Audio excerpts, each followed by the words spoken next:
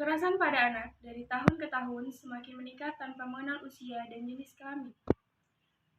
Kekerasan yang sangat sering terjadi biasanya terjadi di dalam keluarga, di mana yang seharusnya menjadi tempat yang paling aman bagi anak.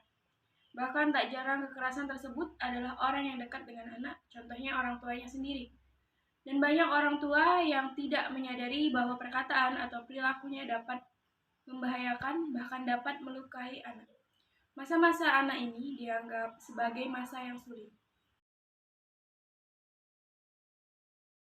Kekerasan tersebut adalah hal yang wajar karena orang tua berpikir kalau kekerasan adalah cara mendisiplinkan anak.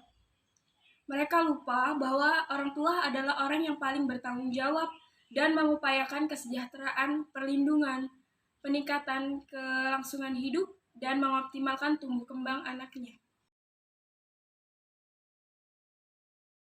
Hal yang paling sering menjadi penyebab kemarahan orang tua ialah kenakalan anak, sehingga anak menerima hukuman dan bila disertai emosi maka orang tua tidak segan untuk memukul atau melakukan kekerasan fisik.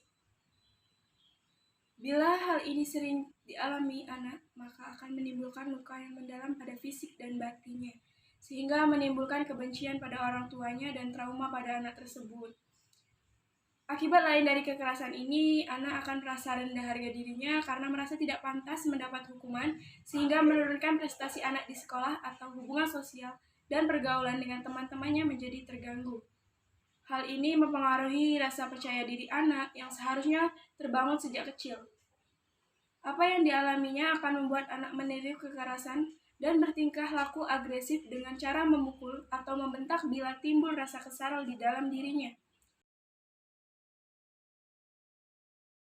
Banyak faktor-faktor yang mendukung terjadinya kekerasan terhadap anak, antara lain ketidakmatangan orang tua, kurangnya pengetahuan bagaimana menjadi orang tua, harapan yang tidak realistis terhadap kemampuan dan perilaku anak, pengalaman negatif masa kecil orang tua, problem rumah tangga, obat-obatan terlarang, dan alkohol. Ada juga orang tua yang tidak menyukai peran sebagai orang tua sehingga terlibat pertentangan dengan pasangan dan tanpa menyadari anak menjadi sasaran kemarahannya.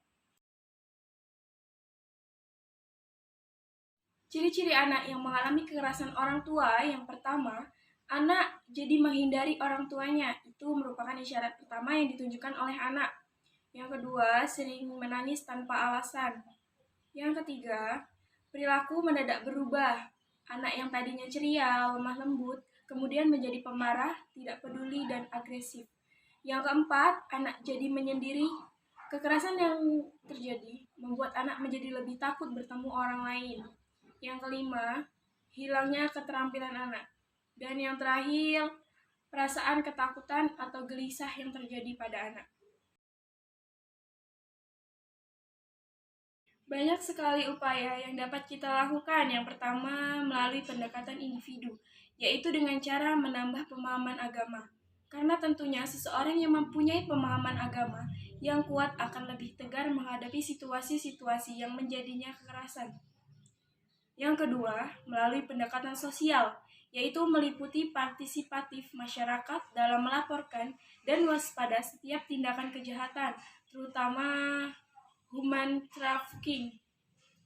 Dengan pendampingan dan pendekatan dapat mencegah terjadinya kekerasan terhadap anak.